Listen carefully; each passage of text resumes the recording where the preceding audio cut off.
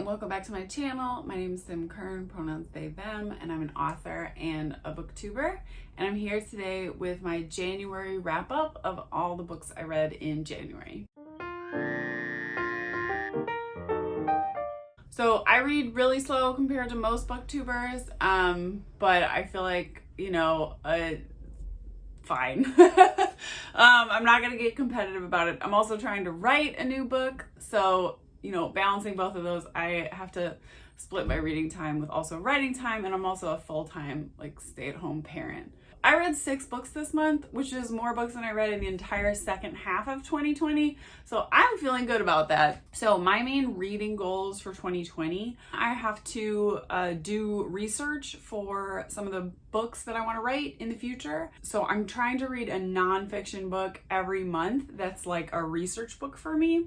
Another goal of mine is to read all the climate fiction. So I'm a climate fiction author, and climate fiction is still kind of a small enough genre that it might even be possible to read all of it at this point. And also I've noticed, because of all the publicity stuff around my book Depart, a lot of people keep asking me who are your major influences in climate fiction? And I have definitely realized that all the climate fiction I've read until this month has been by white authors, and that should not be the case. It's definitely not the case that only white people are writing climate fiction. So I'm definitely focusing on reading Black and Indigenous climate fiction, especially this year. The first book I read was The Greatest of Marlise by Lynda Barry. This was a reread for me. This is a comfort book. Lynda Barry's an amazing cartoonist, graphic novelist, also novelist. I love her book Cruddy, which is behind me on this shelf. It's hugely influential. I've read everything that Lynda Barry has ever published. I got this book for my niece for Hanukkah, and they didn't have any interest in it, but I was like, I missed this book. I haven't read it in years. So, I had lent my copy to someone and never got it back. So, I loved reading it. It's just about growing up in the 70s and growing up in a toxic, unstable family environment, which feels relevant to my life. It's just super funny, very poignant childhood memories that will take you back to your own childhood, to the good moments amid the shit, if that was your sort of situation. And it's just a really great book, and I enjoyed rereading it. So this year I'm going to try to read all of Ursula K Le Guin's writing, because she's one of my major influences as a science fiction author. Her books, The Left Hand of Darkness and The Dispossessed, I read over the last 2 years. They're both my favorite books, She's just such a huge influence on me. And so this is one of those, collection books where there's 5 books in here and they're written on Bible pages, so they all fit. I wanted to read everything that she's written that's sci-fi because they're treats for me. So it's after I read a more difficult or serious book, I get to read a short little Ursula K Le Guin book as a treat. So the Hainish novels all take place in her universe, where this League of Worlds, which is kind of like Star Trek, but a little bit more flawed, and they're encountering new species on new planets and interacting with them. It was actually, she wrote the first book, Rocannon's World, the same year that the original, I think the exact same year that the original series of Star Trek came out. So she and Gene Roddenberry were having very similar versions simultaneously. I don't think one was influenced by the other. They were just both influenced in kind of similar ways to all the science fiction writing that had come before.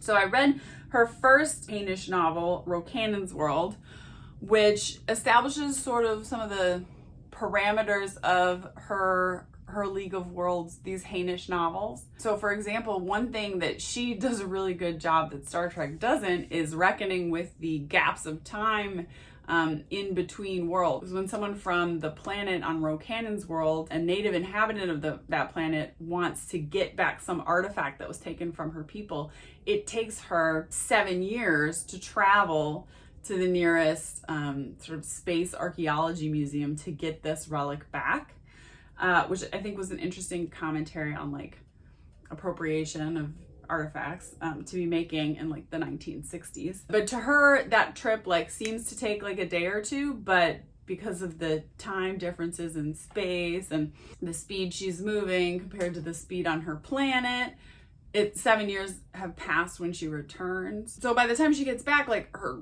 husband had left her for someone else and had a new family, and I think then died. I don't know, I read at the beginning of the month and I kind of forget.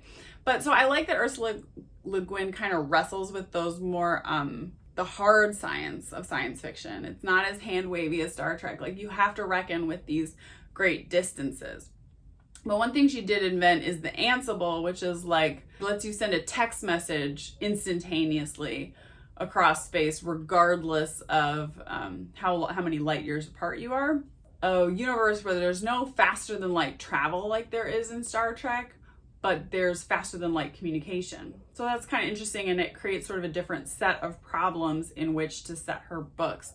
Telepathy also, it factors hugely in these books. A lot of the alien species are telepathic. So Rocannon's world is sort of about discovery of this telepathy and how destructive it can be. Planet of Exile was the second one I read, which I liked actually a lot better. They were both like delightful. Like, I just love reading a Le Guin book. I love it. But Planet of Exile is about a group of people from the League of Nations who were attacked and sort of like crash landed on this planet that is not League affiliated, and where the people are still, the inhabitants of the planet are still in the Stone Age. And similar to Star Trek's like Prime Directive, in the League of Worlds, they're not supposed to mess with cultural development or the technological development of the people. But it's on a planet where there are very long seasons, and each person's lifespan is like an entire year on the planet. So kind of like Game of Thrones, but what I like about it is George R. R. Martin never explained, like, how does an ecosystem work when you have winters that last years? Like, how does that work? How do humans not starve? Well, she has explained how the ecosystems work and how humans don't starve when you've got a winter that lasts years. So I thought that was pretty cool. The local barbarians and the aliens who kept themselves separate from the locals now for 1,000 years without intermingling are sort of forced together by a common enemy, like a barbarian horde that's coming from the north. The breakdown of the boundaries, technological and sociological, between the exiles and the native inhabitants of the planet, and like the promise of them coming together and creating a new species, a new culture. So I liked both of them a lot. They weren't like masterpieces that blow your mind the way Left Hand of Darkness and The Dispossessed are, but they definitely were just enjoyable, lovely reads. They were short, you know, they took me a couple days and I really enjoyed them. The next book I read is a climate fiction classic that I'm embarrassed I haven't read yet, which is Parable of the Sower by Octavia Butler. This book is a dystopian. It was written in 93, but it's set in 2024, and it is really uncanny how well Octavia Butler predicted a lot of things that would happen as a result of the climate crisis, and just kind of trends the way they were going in America. Worsening climate change, obviously, water scarcity, wildfires being a major threat in California, although she was foreseeing that it would take like drugged up fire cults to be starting fires all over California, when in fact climate change on its own has clearly been capable of on its own causing California and the West to burn. She foresaw sort of a breakdown in civility, increasing sectarianism, increasingly turning inwards towards just your family and community, denialism of the older generations, and the inability to adapt to a new world and feeling very threatened by that. So it takes place inside a gated community. A walled suburban neighborhood is trying to survive amid a country that has completely broken down into crime, poverty, scarcity, and barbarism and violence. And so her father, you know, and the other sort of adults in the town, she's a teen girl. They don't really want to make any major changes to their community, but they all carry guns. They only leave the community in packs, where they bicycle together if they need to like go to church to get baptized. Lauren, the teen girl, is the protagonist. She has this understanding and this feeling like she's the only one in the community who gets it, that this situation is constantly getting worse and unstable, and eventually their community is going to be overrun and destroyed if they don't make preparations. And she starts planning all the trigger warnings for this book, like every trigger warning you can think of probably for this book. But she chooses compassion, and she chooses community over barbarism, which is the theme of my book, Depart, Depart. It sort of feels like at the end of Depart, Depart, when I got scared about what comes next, and I was like, okay, I'm gonna end the book here. It's almost like you could pick up Butler's book and like that's what's coming next. I don't know if I agree with Butler that things are going to be quite so barbaric. I think obviously by 2024, touch wood, they're not going to be quite so barbaric. I have hope that people will choose more community and coming together, and I have to have that kind of optimism and hope, because otherwise I can't make it. But maybe that's a naive thought, and that's coming from me having experienced relative privilege. This book is a masterpiece. It's fantastic. It's brutal, but it's a page turner, and definitely wait until you're in a place where you're mentally healthy enough to have the stones to read something really dark and violent. But like I said, ultimately, I think you're going to find it uplifting. And I really hate the cover, because the cover has absolutely nothing to do with the plot or the themes or the character of the book. In fact, Lauren spends most of the book in drag as a man. No one is wearing a long flowing gown and a headdress in this dystopian hellscape of, you know, climate change California. So I feel like whoever designed this cover like didn't even read the book, because otherwise I don't know why you would put this on the cover. Oh yeah, and something else about the cover that pisses me off is the quote from John Green, "Brilliant, endlessly rich, pairs well with 1984 The Handmaid's Tale." Like, Octavia Butler is a giant in her own right. She defined the climate change genre. Say that. You don't need to compare her to white dystopian authors. So definitely boo cover design, boo blurb that they chose to pitch it, but definitely recommend this book. And the next book I read, and I was reading it mostly just like to support my friend, to be honest. So Maxine Kaplan wrote this book, Wench, and Maxine and I went to college together. The book sounded super fun, but I didn't realize it was going to be climate fiction, but then it is, which supports my reading goals for the year. So Wench is a power fantasy for every girl yearning for a body positive, snarky, wonderfully queer heroine. So I read that and I was like, that sounds great. Maxine and I had talked when she was working on this book, and she described it to me as like justice for all those unnamed wenches that are like the fantasy trope, you know, who never get to go on stories of their own. And so that's the main character of this book, Tanya. And she runs a tavern for this old guy who took her in when she was like an orphan. And it's her tavern. Like, she's doing everything. This guy's snoring in the back, and then he ups and dies on her. And it turns out he didn't leave it to her in their will. So her tavern is taken away from her, and she goes on this quest to get her tavern back. But this book has so many twists and turns in the plot. She ends up getting involved in some very cool magical system, very unique magical system. Never read anything like it. It turns out she's a pretty skilled magic user in her own right. Finds herself sort of at the center of the kingdom's power struggles. And the whole thing is a parable or like an allegory for the Industrial Revolution. So in this book, there's like an aetherical revolution, which is a sudden discovery of new types of magic that has created all this havoc, because all of a sudden there's this power that people don't really know what they're doing and don't really know how to control it.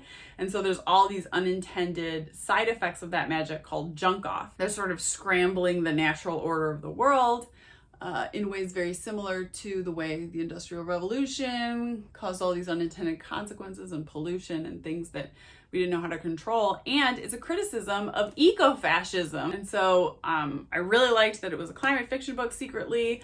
I really liked that it was a critique of eco-fascism wrapped up in this like super feminist, body positive fantasy romp that's really unlike anything I've ever read before. So I really enjoyed Wench, and definitely give it a try if that sounds like an appealing premise to you.